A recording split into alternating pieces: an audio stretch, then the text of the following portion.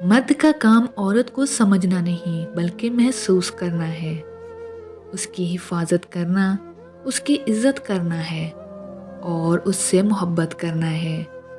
یہ باتیں عورت کو کڑے سے کڑے حالات میں بھی جینے کا حوصلہ دیتی ہیں۔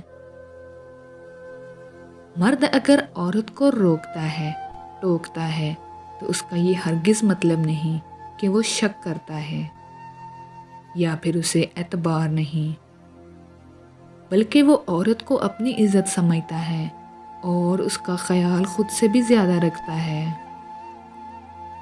ایسی عورت دنیا کی خوش قسمت عورت ہوتی ہے۔ جو مرد عورت کو بار بار دھوپ میں لا کھڑا کر دے، وہ کبھی بھی عورت کی چھاؤں نہیں بن سکتا۔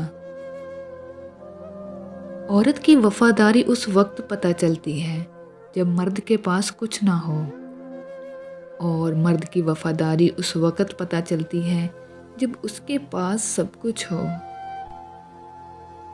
عورت کی قسمت کا انحصار اس کی خوبصورتی یا تعلیم پر نہیں ہوتا، بلکہ اس کی زندگی میں شامل ہونے والے مرد پہ ہوتا ہے۔ بات صرف مرد کی محبت اور خلوص کی ہوتی ہے۔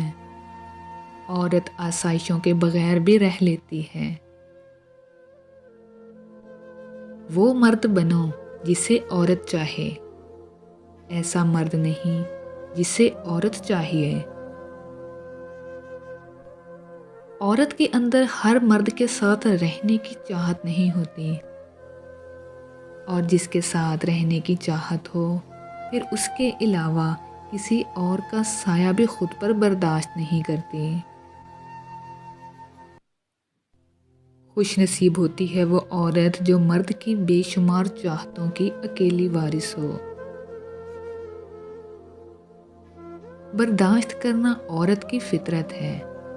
اگر عورت برداشت نہ کرے تو گھر کبھی آباد ہی نہ ہو۔